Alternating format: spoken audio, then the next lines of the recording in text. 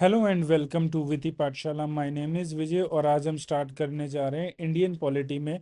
हम पढ़ेंगे chapter number 11 जो कि है पार्लियामेंट ऑफ इंडिया, भारतीय संसद। सबसे पहले जान लेते हैं कौन कौन से आर्टिकल जो कि कंसर्न्ड है with the parliament of India. Parliament of India भाग 5 में आता है आर्टिकल 79 से 122। वो रिलेटेड है किसके? भारतीय संसद से। और चैप्टर नंबर 2 से जो है इसके प्रावधान लिखे गए हैं। पार्लियामेंट में सबसे पहले जानते हैं कि कौन कौन पार्लियामेंट का हिस्सा होता है। तो पार्लियामेंट में आता है प्रेसिडेंट, लोकसभा एंड राज्यसभा। कौन सा आर्टिकल से पार्लियामेंट की शुरुआत होती है? 79 बताता है कि पार्लियामेंट में कौन कौन होगा। तो 79 आर्टिकल कहता है कि भाई सबसे पहले प्रेसिडेंट होगा। प्रेसिडेंट जो है वो क्या होता है? हेड ऑफ द स्टेट होता है and he is an integral part of the parliament.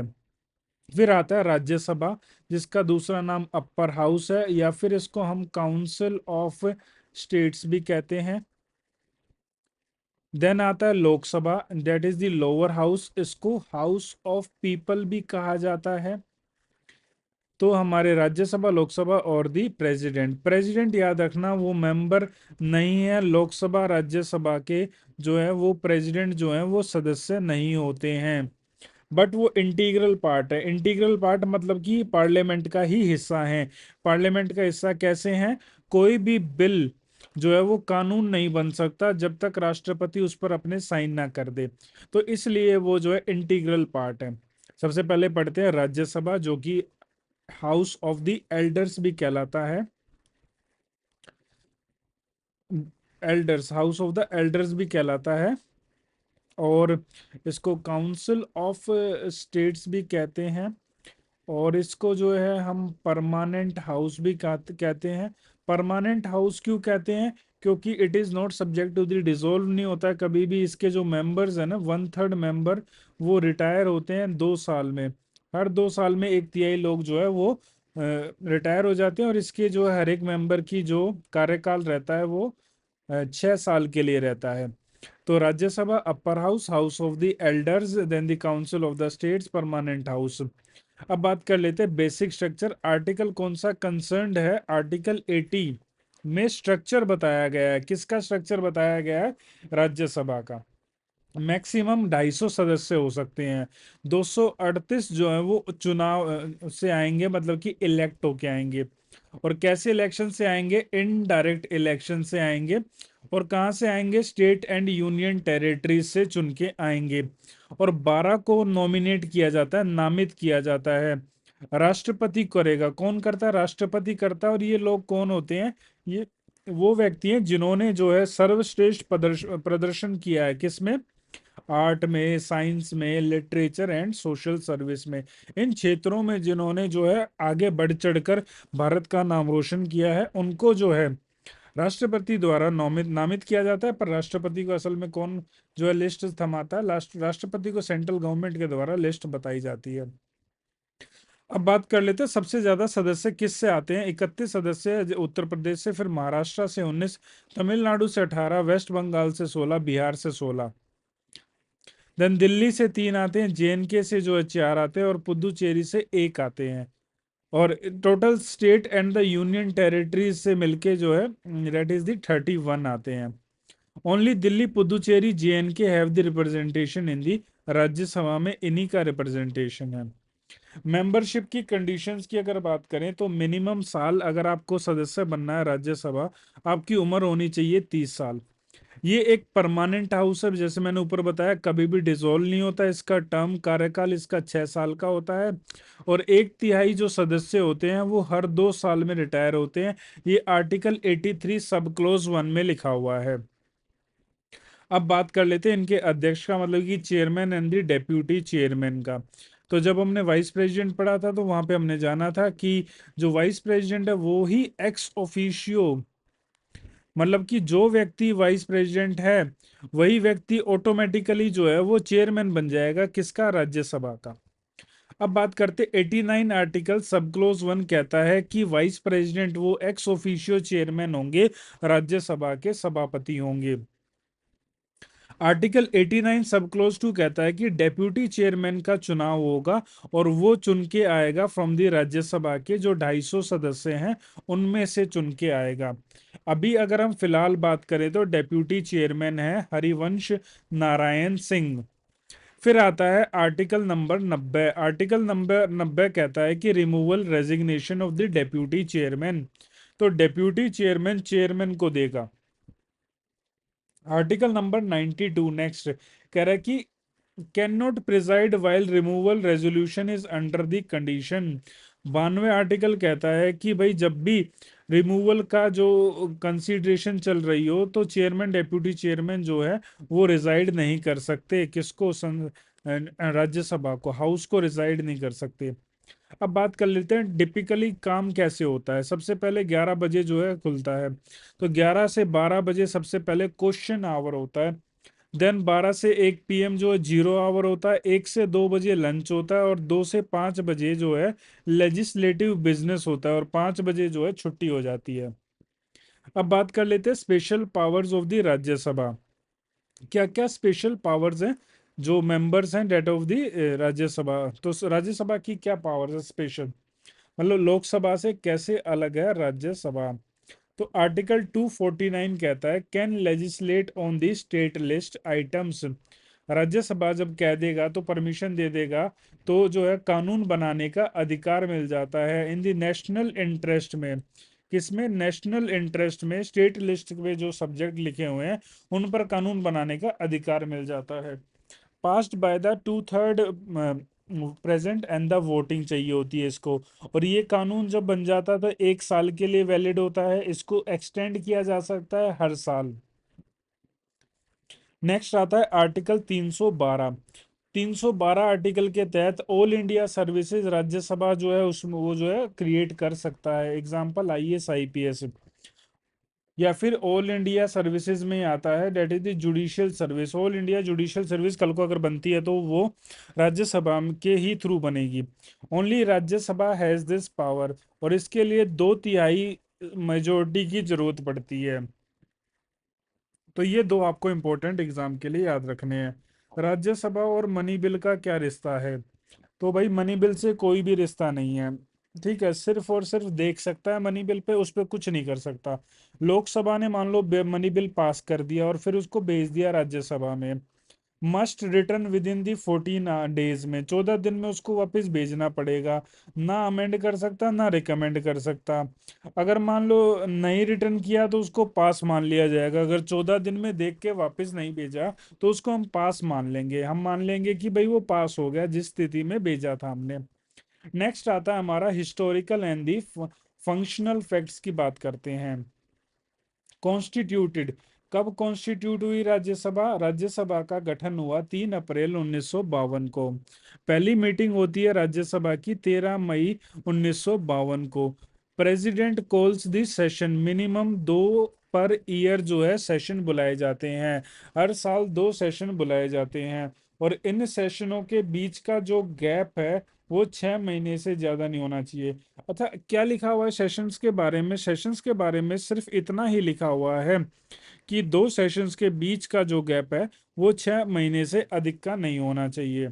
अब क्विक रिवीजन के लिए कुछ फैक्ट देखते हैं। Structure of the parliament article 79 concern है। देन राज्यसभा का स्ट्रक्चर आर्टिकल 80। टर्म और रिटायरमेंट आर्टिकल 83 सब क्लोज 1। चेयरमैन डेप्यूटी चेयरमैन 89 में लिखा हुआ है। देन रिमूवल, डेप्यूटी चेयरमैन का removal that is in the article 90 में लिखा गया है। डेप्यूटी चेयरमैन का जो रिमूवल है वो हमने आर्टिकल किस में लिखा? 90 में। नेक्स्ट हम बात करते हैं नेशनल इंटरेस्ट में अगर कानून बनाना है राज्यसभा जो है उसकी परमिशन देगा, तो वो आर्टिकल 249 में लिखा हुआ है। देन नेक्स्ट आता है हमारा that is the all India services article 312 में। मनी बिल जो है 110 में है और वो लोकसभा से होकर जाएगा। बट 14 दिन के बाद रिटर्न कर दो, नहीं रिटर्न करोगे तो जो है जिस हालत में भेजा गया था उस हालत में पास माना जाएगा। ठीक है, अब कुछ बातें एक बार दोहरा लेते हैं। सबसे पहले अपर हाउस है, काउंसिल ऑफ द स्टेट है, परमानेंट हाउस है। 250 सदस्य होते हैं, 238 मेंबर स्टेट से आते हैं एंड यूटी से 12 मेंबर जो है उनको नॉमिनेट किया जाता है। देन प्रेजेंटली जो है 245 मेंबर्स हैं। एलिजिबिलिटी 30 साल है। सिटीजन ऑफ इंडिया होना चाहिए और कोई भी ऑफिस ऑफ प्रॉफिट ना होल्ड करता हो। इलेक्शन कैसे होगा? Proportional representation, single transferable vote of the system के थ्रू होगा। Allocation of the seats to the states वो जनसंख्या के आधार पर होती है। अगर हम बात करें तो राज्यसभा में एलोकेशन किसके आधार पर है? पॉपुलेशन के आधार पर है। Representation of the states elected by the MLA. कौन इलेक्ट करता है? एमएलए ऑफ द स्टेट्स के द्वारा जो है इनको इलेक्ट किया जाता है। देन आगे बढ़ते हैं, बात करते हैं representation of the UTs. Electoral college है specifically constituted for the purpose on to union territory. Delhi, Puducherry, यहाँ इनको रिप्रेजेंटेशन है और अब जम्मू एंड कश्मीर को भी है। Fourth schedule allocation of the seats in the Rajya Sabha to the states and union territory. 1/3 of member retire हो जाते हैं हर 2 साल में। कितने साल का टर्म होता है? 6 साल का होता है। और इसको चेंज भी किया जा सकता है किसके थ्रू? ये रिप्रेजेंटेशन ऑफ पीपल एक्ट 1951 के तहत। Presiding officer of the Rajya Sabha उसको चेयरमैन कहते हैं, वो वाइस प्रेसिडेंट होते हैं। ना स्पेशल पावर की अगर हम बात करें, अभी हमने बात किया 249312 है और ये सिग्निफाई करता है फेडरल स्ट्रक्चर को। आर्टिकल 67 एक resolution for the removal of the president of the India can be introduce only in the Rajya Sabha. ये भी शक्ति है इनकी, ठीक है। और कैन अप्रूव इमरजेंसी लोकसभा जो है डिसॉल्व है तो उस केस में जो इमरजेंसी भी भाई लागू कर सकते हैं। चेक करता है डिफेक्टिव लेजिस्लेशन, हेस्टी लेजिस्लेशन, जल्दीबाजी में। तो अगर आपसे कोई उपयोगिता पूछ ले तो आप बता देना कि भाई जल्दबाजी में कोई कानून ना पास हो, इसलिए हमने देरी करने के लिए किसको बना दिया? राज्यसभा को बना दिया और इसमें सारे हमने एल्डर्स लोगों को बिठा दिया। अब बात कर लेते हैं लोकसभा की। इसको जो है लोकसभा को हम क्या कहते हैं? हाउस ऑफ पीपल कहते हैं, क्योंकि हमारे द्वारा ही चुने गए लोग जो है इसमें जाते हैं। आर्टिकल 81 से लेके 122 है। पार्ट 5 एंड द चैप्टर 2 में है। Lower house of the parliament मतलब कि निचला सदन है। House of the people lower house. Representation of the state directly elected first pass the post the system. किस मेथड के थ्रू होते हैं ये? First pass the post system. इस मेथड के थ्रू जो है इनको इलेक्ट करके बुलाया जाता है। बेसिक कंपोजिशन वो आर्टिकल जो है 81 में लिखा हुआ है। लोकसभा से जो है 530 और 20 आएंगे। यूनियन टेरिटरी से मैक्सिमम स्ट्रेंथ कितनी होती है? 550 होती है। 550 मेंबर्स करंटली अगर हम स्ट्रेंथ माने। अच्छा, रिप्रेजेंटेशन यूटीज की अगर हम बात करें तो representation of UT, parliament by law provide the union territories are represented. Union territory direct election to the house of the people act 1965 के तहत है।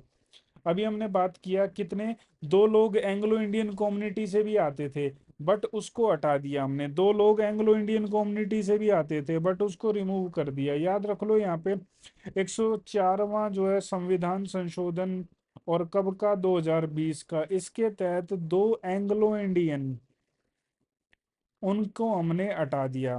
नाउ करंट स्ट्रेंथ की, आज की स्ट्रेंथ की बात करें तो कितनी है? 543, 524 फ्रॉम द स्टेट और 19 जो है यूनियन टेरिटरी से। Reservation and the amendment notes article 330 84 जो है शेड्यूल कास्ट को और 47 सीट्स जो है एसटी की रिजर्व्ड होती है। अभी हमने बात किया 104वां संविधान संशोधन 2020 आया, उसके तहत हमने एससी एसटी को रिजर्वेशन दे दिया, एक्सटेंड कर दिया 10 साल के लिए। पर वहीं हमने एंग्लो इंडियन की 2 सीट थी वो उनको हमने खत्म कर दिया। उनको खत्म मतलब कि भी नहीं किया, पर हमने उनको रिन्यू ही नहीं करा, उनको पास नहीं किया, हमने एक्सटेंड नहीं किया। 84th नेक्स्ट आता है 84th amendment act 2001। No delimitation या फिर चेंज इन दी लोकसभा और दी सीट्स टिल दी 2026 तक।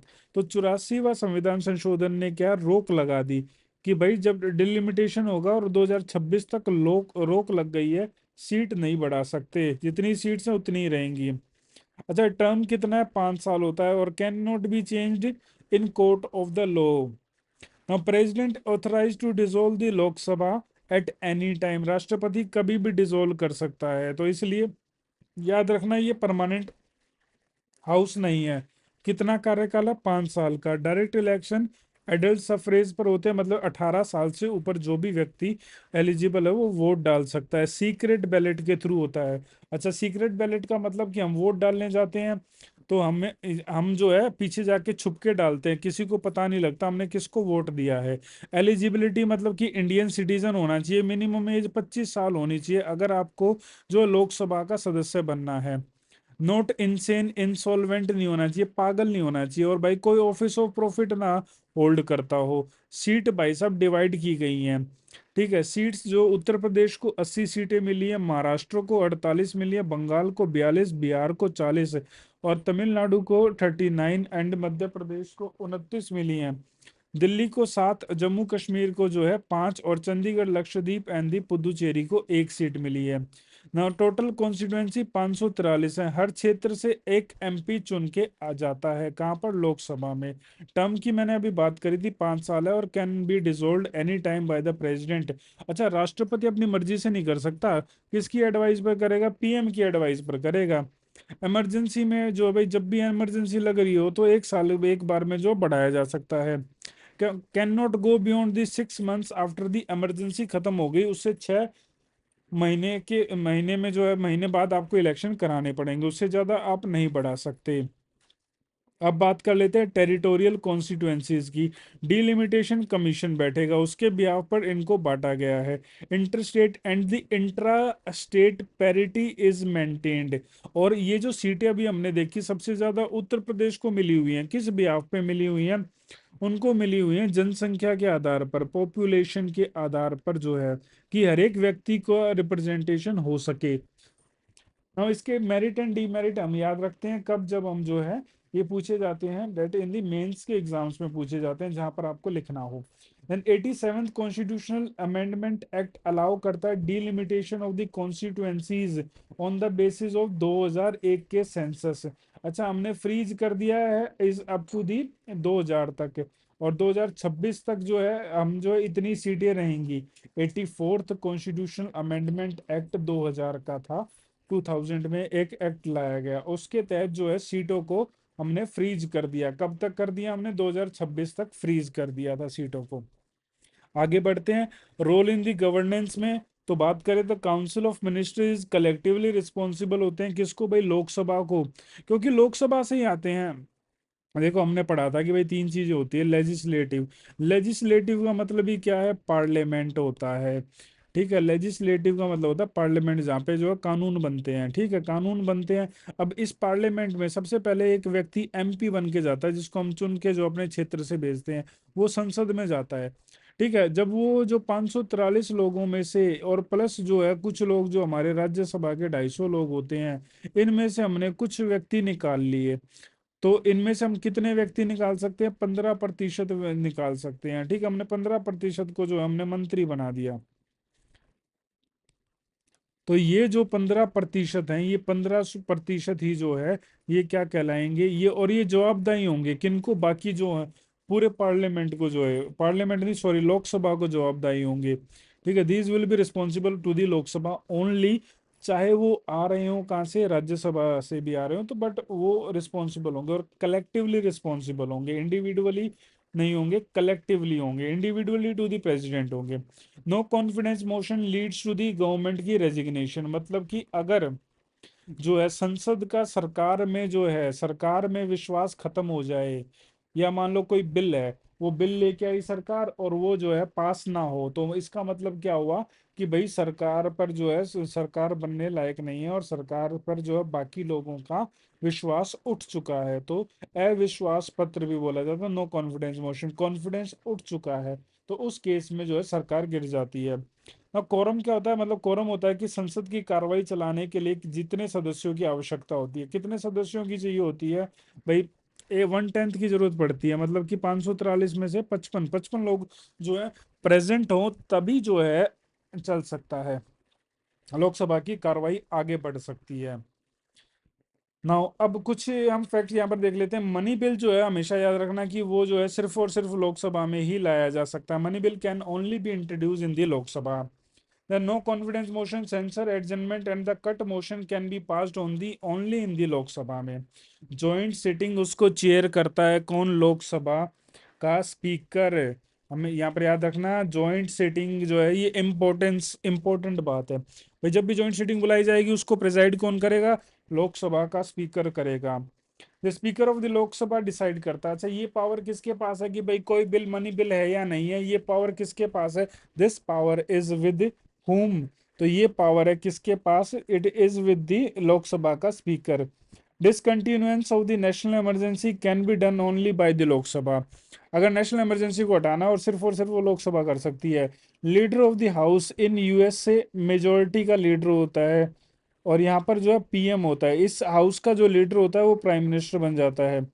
If is a member of the Lok Sabha, if not any minister nominated by the PM, वो लीडर ऑफ द हाउस। अच्छा, नॉर्मली हम बात करें यहाँ पर लीडर ऑफ द हाउस कौन होता है? एलओपी बोलते हैं, leader of the house. Leader of the house कौन होगा? अगर, हमेशा याद रखना, लोकसभा का कोई भी सदस्य वो लीडर ऑफ द हाउस होगा लोकसभा का। ठीक है। अगर प्राइम मिनिस्टर लोकसभा से है तो वो लीडर ऑफ द हाउस हो गया। नहीं तो अगर प्राइम मिनिस्टर राज्यसभा से है तो प्राइम मिनिस्टर के द्वारा नॉमिनेटेड अदर मेंबर जो है जिसको नॉमिनेट करेंगे वो लीडर ऑफ द उस हाउस का लीडर हो जाएगा। ठीक है। नाउ ये जो लीडर ऑफ द हाउस होता है ये not mentioned in the constitution में, इसके बारे में मेंशन्ड नहीं है, ये जो है रूल्स ऑफ द हाउस में लिखा हुआ है। ठीक है। अब यहाँ पर हम पढ़ते हैं ordinary bill, any matter except the finance and the constitutional, वो ऑर्डिनरी बिल होता है। मनी बिल सिर्फ और सिर्फ लोकसभा में लाया जा सकता है। और कौन बताएगा कि ये मनी बिल है? मैंने अभी बताया था आपको, सिर्फ और सिर्फ जो है स्पीकर जो है वो बताएंगे। स्पीकर, देखो दोनों जगह नाम अलग अलग है, वहां पे चेयरमैन नाम यूज होता है और यहाँ पर स्पीकर नाम यूज होता है। ठीक है, यहाँ पर अध्यक्ष और वहां पर सभापति। ठीक है। तो article 110 money bill. Financial bill एक मनी प्लस में अदर मैटर, जिसमें मनी और प्लस अदर मैटर हो, नीड प्रेसिडेंट की रिकमेंडेशन, इसको प्रायर रिकमेंडेशन चाहिए होती है। फाइनेंस बिल दो दूसरे प्रकार का, इसको does not need the prior president की प्रायर अप्रूवल नहीं चाहिए होती, क्योंकि मनी बिल मनी से रिलेटेड नहीं होता। Constitutional amendment bill, that is the संविधान संशोधन बिल, इसके लिए मेजोरिटी, स्पेशल संविधान को बदलने के लिए क्या चाहिए? स्पेशल मेजोरिटी चाहिए। Special bill some require the state की अप्रूवल भी चाहिए होती है। यहाँ पर फन फैक्ट कह रहा है कि Lok Sabha is known as the house of the people, जन प्रतिनिधियों का सदन भी कहलाता है। अब बात कर लेते हैं कंपोजिशन ऑफ लोकसभा। आर्टिकल 81 में लिखे हुए reserve seats for the SC ST, article 330 में minimum age to become an MP 25 होती है। Term of and the dissolution article 83 में लिखा हुआ है। मनी बिल 110 में लिखा, कोरम 1/10 1/10 होता है, that is the 55 members present हो। Then abolition of Anglo Indian nomination, 104वां संविधान संशोधन 2019, या फिर कहीं पे 2020 भी है। Then the freeze of the delimitation, 84th amendment act 2001 का। तो अब यहाँ पर बात कर लेते हैं, हमने बात की थोड़ी देर पहले लीडर ऑफ द हाउस, अब बात करते हैं लीडर ऑफ द अपोजिशन। तो Lok Sabha plus Rajya Sabha, the leader of the largest opposition party having not less than the 1/10 of the seats. तो लीडर ऑफ LOP कौन होगा? लीडर ऑफ द अपोजिशन कौन होता है? लोकसभा और राज्यसभा दोनों जगह होगा। तो और कौन होगा? वो पार्टी दोनों सदनों में जिसके 1/10 जो हैं मेंबर्स हों, या फिर जो पार्टी मेजोरिटी में है उसके अलावा दूसरी जो पार्टी है सेकंड मेजर पार्टी, या फिर अगर ऐसी स्थिति हो कि एक एक 10 भी नहीं है, 1/10 भी नहीं है, तो coalition of the party, coalition of the party, parties का कोएलिशन। ठीक है, तो ये याद रखना। द नेक्स्ट आता है not mentioned in the constitution में मेंशन नहीं है। He has given the statutory status, statutory का मतलब क्या होता है? कानून बना के उसको ये स्टेटस दिया गया है LOP का। Through the salary and allowances of the opposition and the parliament act 1977 के तहत, he has to be recognised by the speaker in the Lok Sabha, chairman in the Rajya Sabha as the leader of the opposition. Equivalent rank है cabinet minister के बराबर होता है। अगर हम Britain की बात करें तो वहां पर क्या होता है? शेडो कैबिनेट का कंसेप्ट चलता है। Leader of the opposition is called as the alternate prime minister भी कहते हैं उसको यूके में। USA में क्या होता है? माइनॉरिटी लीडर होता है। नेक्स्ट आता है लीडर ऑफ द अपोजिशन। इसको पहली बार जो है रिकॉग्नाइज किया गया था कौन से साल में, याद रखना, संसद में सबसे पहले लीडर ऑफ द अपोजिशन बनाया गया था 1969 में। अच्छा, क्या जरूरत है लीडर ऑफ द अपोजिशन के, क्यों होना चाहिए लीडर ऑफ द अपोजिशन? तो यहाँ पर जो है चेक एंड द बैलेंसेस रखता है, अल्टरनेटिव पॉलिसीज में हेल्प करता है, गार्जियन ऑफ द माइनॉरिटी के राइट्स बचाता है, देन कमिटी की लीडरशिप करता है, पार्लियामेंट के प्रोसीजर्स को ध्यान रखता है, then acting as bridge, strengthen करता है डेमोक्रेसी को। अच्छा, एक तो ये कंसेप्ट था। एक कंसेप्ट आपने पढ़ा होगा विप का, बार बार सुनते होगे भाई विप। तो विप क्या होता है? ये विप होता है असिस्टेंट फ्लोर लीडर। ठीक है, इसको कौन अपॉइंट करता है? पॉलिटिकल पार्टी के द्वारा।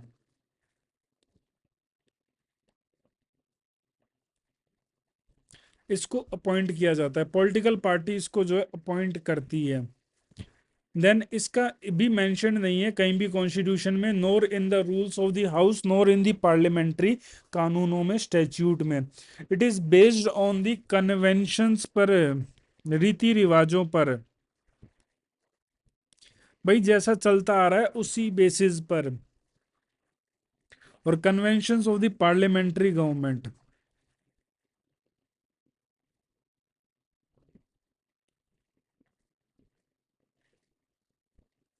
I hope this is clear. अब आगे बढ़ते हैं, अब हम बात करेंगे the speaker and deputy speaker of the Lok Sabha. Article कौन कौन से रिलेटेड है? 93 से 96, 100, 108 एंड 118। सबसे पहले अपॉइंटमेंट इनका और इनके इलेक्शन की बात करते हैं। आर्टिकल 93, लोकसभा जो इलेक्ट करती है speaker and deputy speaker among its members, elected by the simple majority से, और दोनों ही जो है मेंबर्स ऑफ द लोकसभा होते हैं, नॉट स्वॉन सेपरेटली। इनका कोई ओथ नहीं है, याद रखना। स्पीकर के लिए अलग से कोई ओथ नहीं होता है। स्पीकर ओथ लेता है मेंबर ऑफ द पार्लियामेंट की, नॉट ए स्पीकर की। सबसे पहले जो है जब भी मान लो नई लोकसभा चुन के आती है, तो राष्ट्रपति के द्वारा जो है एक प्रोटम स्पीकर को अपॉइंट किया जाता है टेम्पररीली, जब तक रेगुलर स्पीकर का चुनाव नहीं होता। अच्छा, प्रोटम स्पीकर का काम क्या होता है? प्रोटम स्पीकर जो है शपथ दिलाता है, और शपथ दिलाता है और इलेक्शन कराता है ना। लोकसभा का स्पीकर इसको इलेक्ट किया जाता है Lok Sabha from the among his member. एक बार रिवाइज कर लेते हैं जो भी हमने पढ़ा। He shall be a member of Lok Sabha at the time of the election, date of the election is fixed by the president के द्वारा। डेट ऑफ द इलेक्शन कौन फिक्स करता है?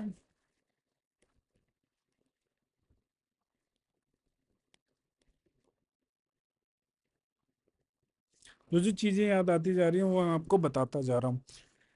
नाउ जो स्पीकर होता है लोकसभा को, वो इक्विवेलेंट होता है, किसके बराबर उसकी पोजीशन रहती है? अगर हम देखें सीक्वेंस, तो चीफ जस्टिस ऑफ इंडिया, और ये आते हैं seventh position in the order of the precedence, और ये है अबव द कैबिनेट मिनिस्टर, से ऊपर होता है स्पीकर, बट जो है prime minister deputy prime minister के नीचे होता है। Need not resign from his party, जब कोई भी व्यक्ति स्पीकर बनता है तो अपनी पार्टी से इस्तीफा देना जरूरी नहीं होता है। अगर वो रिजाइन भी कर देता है तो एंटी डिफेक्शन लॉ के तहत उस पर कार्रवाई नहीं हो सकती। ठीक है, अभी हमने इतना बात की, अब बात करते हैं रेजिग्नेशन और इनके रिमूवल की बात करते हैं। और ये कौन सा आर्टिकल रिलेटेड है कि भाई removal? Article number 94, speaker resign करता है डेप्यूटी स्पीकर को, डेप्यूटी स्पीकर स्पीकर को, आपस में ही दोनों, याद रखना। Can be removed by the majority के रेजोल्यूशन के थ्रू इनको रिमूव किया जा सकता है। 14 दिन का प्रायर नोटिस इज रिक्वायर्ड, याद रखना कि मौका दिया जाता है 14 डेज का प्रायर, रिमूवल के टाइम पर 14 दिन का प्रायर, कि भाई तुम जो है पहले बताओ। ठीक है, एडवांस नोटिस दिया जाता है। नेक्स्ट आता है article number 96, speaker deputy speaker can not preside when there removal motion is under the discussion. मतलब कि जब उनके रिमूवल की बात चल रही है तो जो है वो प्रिजाइड नहीं करेंगे हाउस को, जैसा हमने पहले देखा था चेयरमैन डेप्यूटी चेयरमैन के केस में। दे कैन स्पीक और वोट कर सकते हैं on such resolution, but not use the casting vote during the equality, but not use, casting vote भी नहीं यूज कर सकते हैं। अब जो हमने रिमूवल पढ़ा उसको रिवाइज करते हैं। That is the he can be removed by the house by effective majority at 14 days के एडवांस नोटिस पर। He can participate and vote in the proceeding of his removal, normally जो है casting vote in the Lok Sabha, here he votes in the first instance में।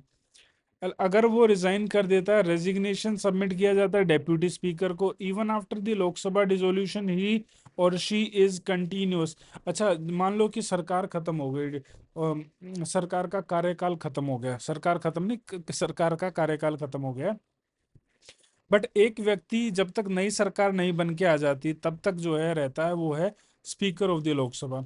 At least 50 members has to be supported to admit the motion of the removal. अच्छा, अगर कोई motion लाना है तो उसके लिए 50 लोगों का समर्थन की जरूरत पड़ती है। तो सेम है लोकसभा के डेप्यूटी स्पीकर के लिए। Now elected from the amongst from the members, election date इसकी स्पीकर फिक्स करता है, याद रखना डेप्यूटी स्पीकर की। अच्छा, ऊपर मैंने बताया था कि भाई स्पीकर की राष्ट्रपति करेगा, पर डिप्टी स्पीकर की कौन करेगा? डिप्टी स्पीकर का जो चुनाव होता है उसकी इलेक्शन डेट का जो है टाइम पीरियड कौन फिक्स करता है? डेट इज द स्पीकर के द्वारा। Not the president, in case of the speaker it is the president, it means the election of deputy speaker वो बाद में होता है स्पीकर के इलेक्शन के, दोनों साथ साथ नहीं होते हैं। Whenever appointed as the member of the parliamentary committee, वो ऑटोमेटिकली जो है चेयरमैन बन जाता है। अच्छा, यही जो है स्पीकर के लिए भी होता है। He is removed as like as the speaker, हटाए भी स्पीकर की तरह जाता है। He votes like the MP, के लोकसभा के एमपी की तरह वोट करता है। When he is not presiding, भाई जब भी मान लो स्पीकर बैठा होता है, डिप्टी स्पीकर एक एमपी है तो एमपी की तरह वोट डालेगा। और जब प्रिजाइड करेगा तो इसके पास इक्वलिटी के केसेस में जो है कास्टिंग वोट होता है। Deputy speaker is not subordinate to the speaker, he is directly responsible to the, किसके लिए? हाउस के लिए। हाउस ने चुन के भेजा है तो भाई स्पीकर का जूनियर नहीं है। तो डेप्यूटी लिखा है तो याद रखना कि स्पीकर का जूनियर नहीं है, अपना रेजिग्नेशन स्पीकर को देता है।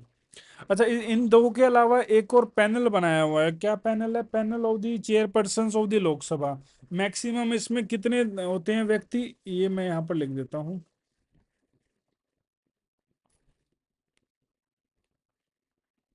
मैक्स 10 आदमी हो सकते हैं इसमें, मैक्सिमम 10 व्यक्ति,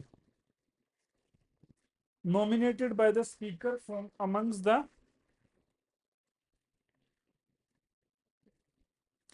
nominated by the speaker amongst the member, not the president के द्वारा नहीं, किसके द्वारा?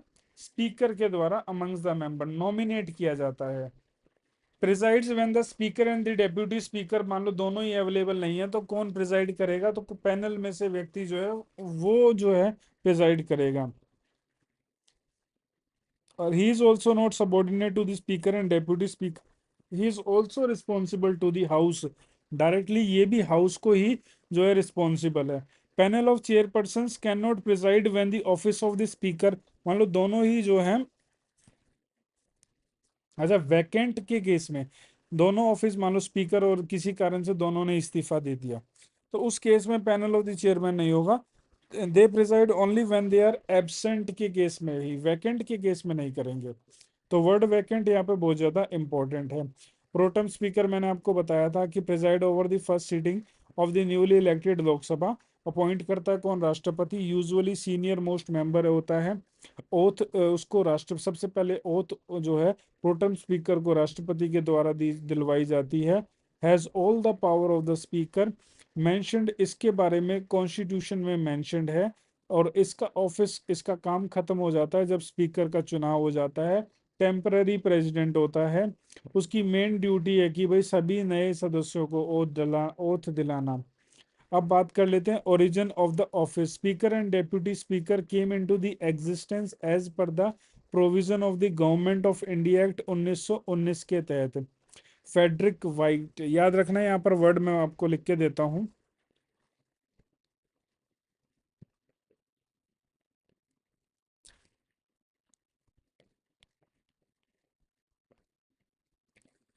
Frederick white,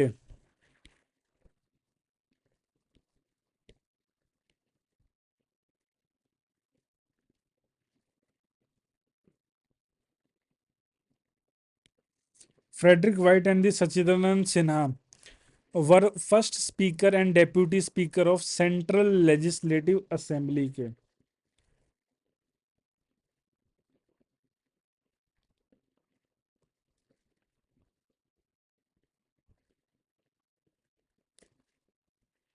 Vitthal Bhai Patel first elected India speaker of the. पहले अगर हम स्पीकर की बात करें, इसमें ये स्पीकर थे।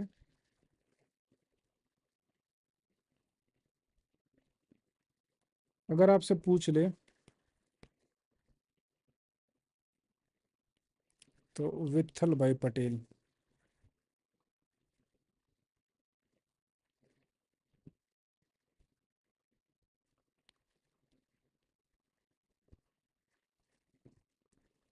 आगे बढ़ते हैं। Initially they are called as president and the deputy president of the house after the government of India act 1935 speaker and deputy speaker come to the existence. GV Mavalankar and Ananth Sayanam Ayyangar were the first speaker and deputy speaker after the independence के बाद। ना power and the function की बात करते हैं, उधर speaker preside करते हैं लोकसभा के सेशंस पर, मेंटेन करते हैं डिसिप्लिन एंड द ऑर्डर जो है ये मेंटेन करते हैं।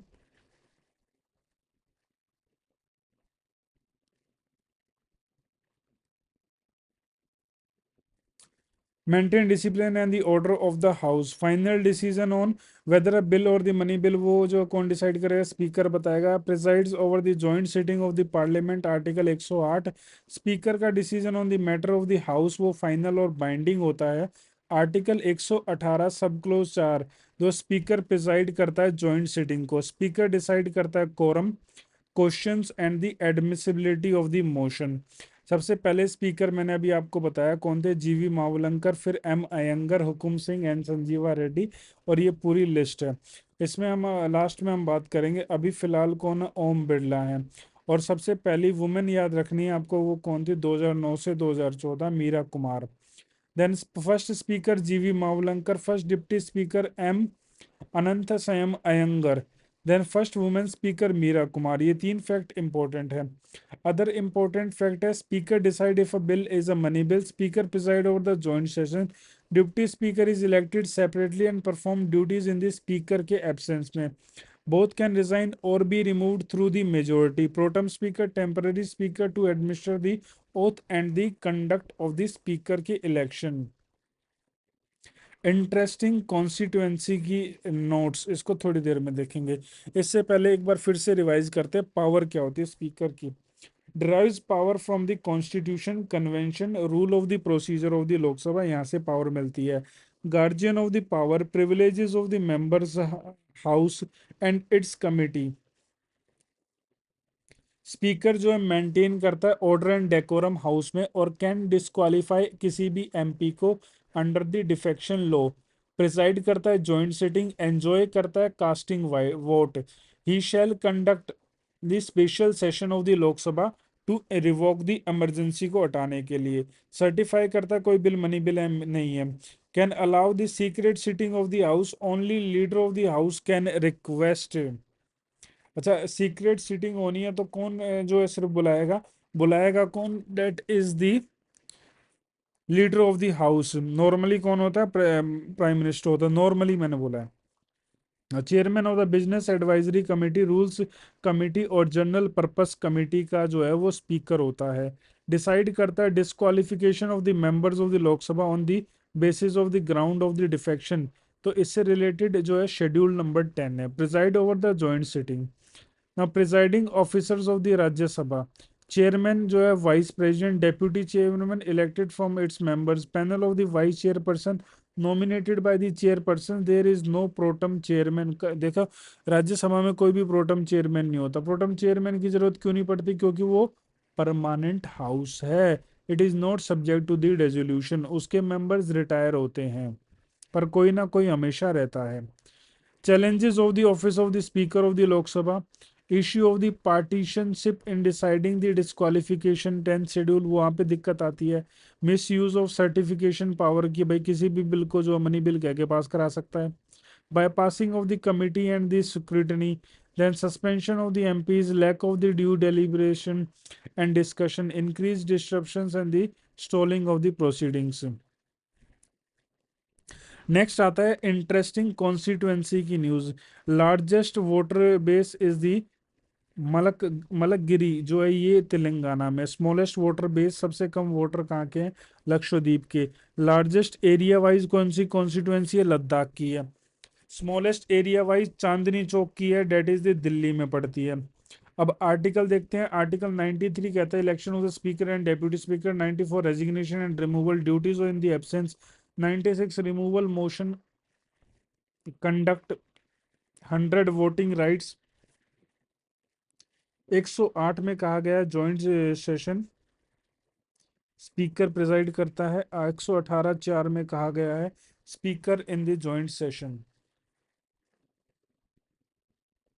अब बात करते हैं, नेक्स्ट आता है financial committees of the parliament. अब इनका क्या रोल होता है और क्यों ये जरूरी होती हैं? इससे पहले एक बार सेशन देख लेते हैं कि कितने बार सेशन होते हैं पार्लियामेंट के। नाउ संविधान में क्या लिखा हुआ है? संविधान में लिखा हुआ है कि 6 मंथ का गैप नहीं होना चाहिए, 6 मंथ से ज्यादा का गैप नहीं होना चाहिए दो सेशंस के बीच में।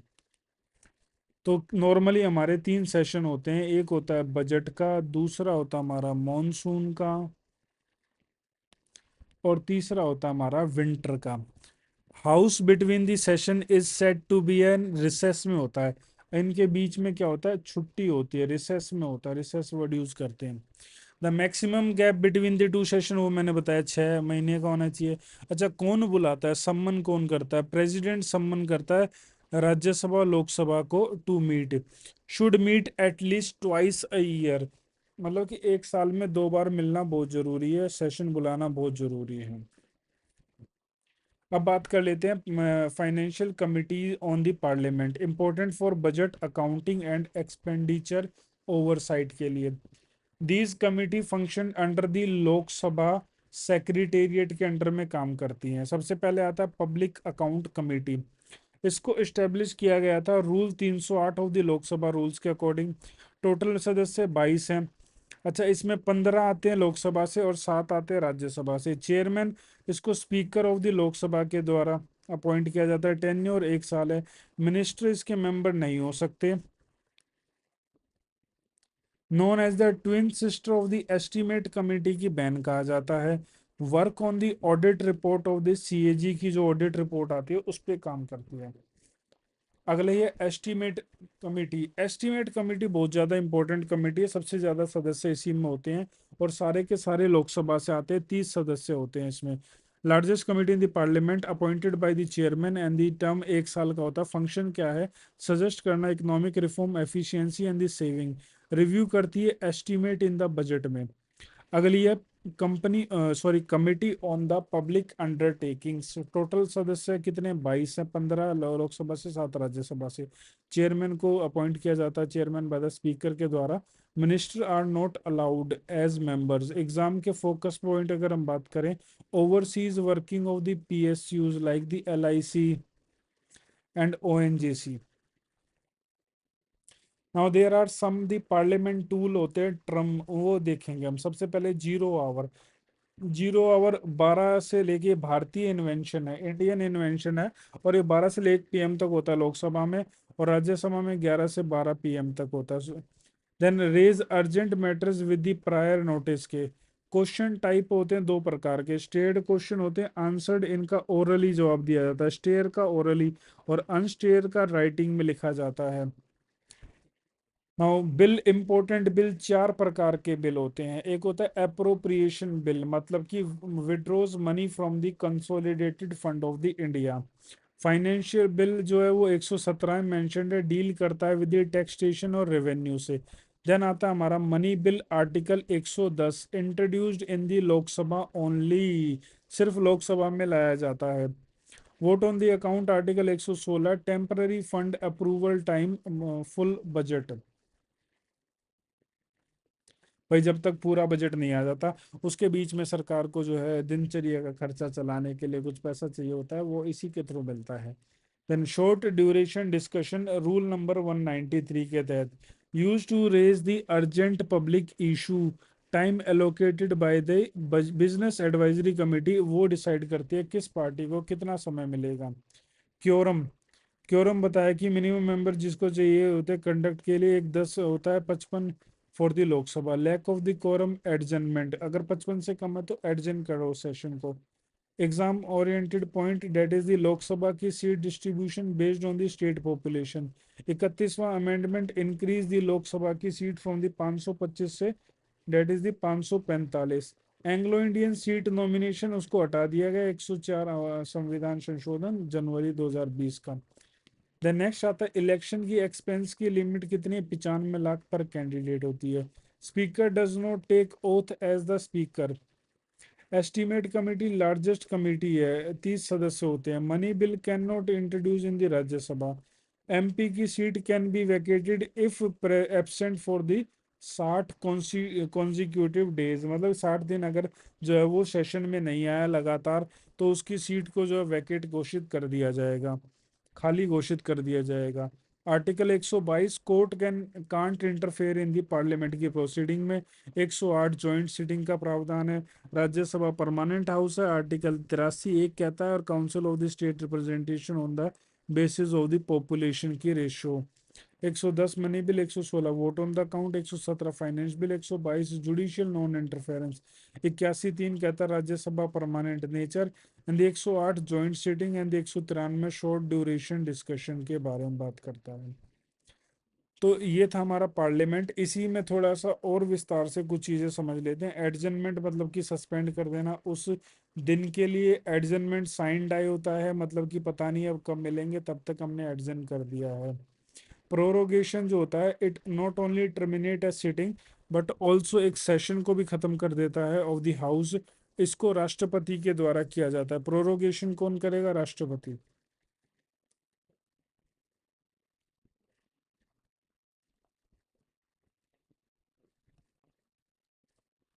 कोरम मैंने बता दिया। देन लेम डक सेशन होता है last session of the existing Lok Sabha after a new Lok Sabha has been elected, उसको लेम डक सेशन कहते हैं। डिसोल्यूशन होता है done by the president, dissolve करता है after the 5 years. Lok Sabha automatically dissolve हो जाती है और after the passage of the no confidence motion. और राज्यसभा वो कभी भी डिसोल्व नहीं होती है। Dissolution of the Lok Sabha and the lapse of the bill. Next है ऑल पेंडिंग बिल। ऐसा ये बहुत ज्यादा इंपॉर्टेंट है। ऑल पेंडिंग बिल जो कि ओरिजिनेट हुए लोकसभा में, जितने भी लोकसभा में जो है इंट्रोड्यूस किए गए, और वो सारे पेंडिंग हैं हिंदी लोकसभा में ही हैं भाई। यहाँ से शुरू हुआ और पर यहीं भी पेंडिंग है। लैप्सेस, ये जो है सारे लैप्स हो जाएंगे, मतलब खत्म हो जाएंगे। Certain bills that are to be examined by the committee on the government assurance, वो लैप नहीं होते, मतलब कुछ कमिटी के पास भेज दिए जाते हैं गवर्नमेंट की एश्योरेंसेस पर, तो वो लैप्स नहीं होते हैं। एक बिल जो कि ओरिजिनेट हुआ और पेंडिंग है राज्यसभा में, एक बिल मान लो राज्यसभा में पेश किया और पेंडिंग भी किसमें है? राज्यसभा में है। और a bill passed by both the houses and pending with the president do not lapse। या फिर क्या है? अ बिल जो कि ओरिजिनेट होता है और पेंडिंग होता है राज्यसभा में,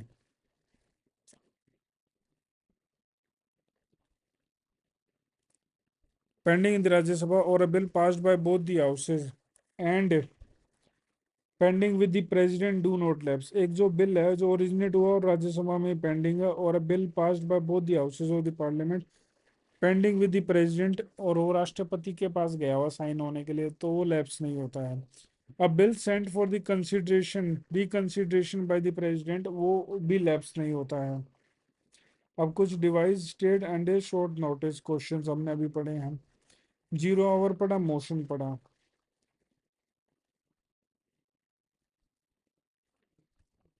now bill in the house, सबसे पहले जो है that is the public bill and private bill. दो प्रकार के बिल होते हैं, एक जो पब्लिक लाती है, एक होता है प्राइवेट बिल होता है।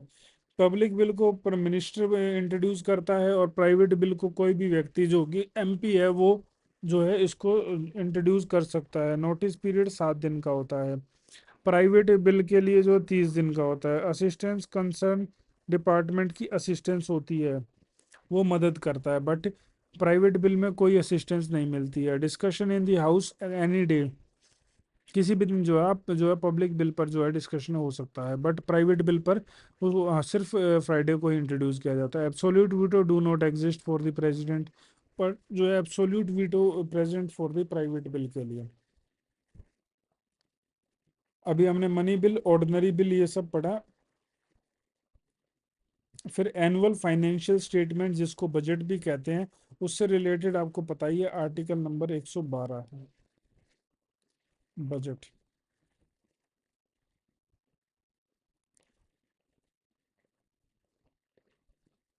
फंड्स, तीन प्रकार के फंड होते हैं। एक होता है consolidated fund of the India. तीन प्रकार के बिल, यहाँ पर बिल भी हम कर लेते हैं, कंसोलिडेटेड फंड।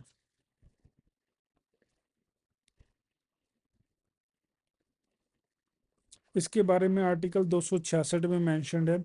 इसका पर्पस क्या है? Revenue tax and the non tax, treasury bill, ways and the means advances. ये किसकी कस्टडी में, किसके पास होता है? पार्लियामेंट के पास होता है, संसद के पास होता है।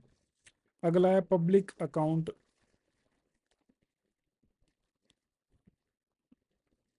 पब्लिक अकाउंट ऑफ इंडिया, ये 266 में है ये भी।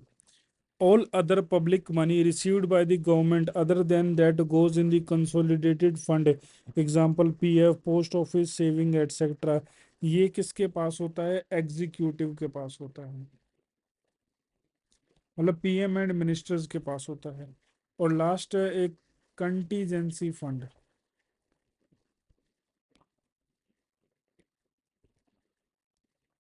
ये किस लिए होता है? To meet the emergency expenditure fund, size is determined by the parliament, इसका साइज बताता है। ये किसके पास होता है? राष्ट्रपति के पास होता है।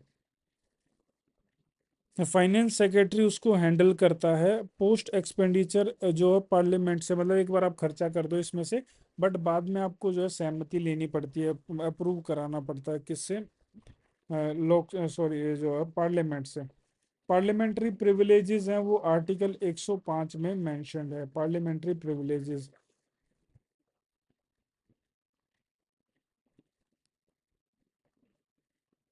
Disqualification of the MP Aaya Ram Gaya Ram, वो आर्टिकल जो आपका शेड्यूल नंबर 10 में मेंशन्ड है। So that was all in this. I hope आपको समझ में आया होगा।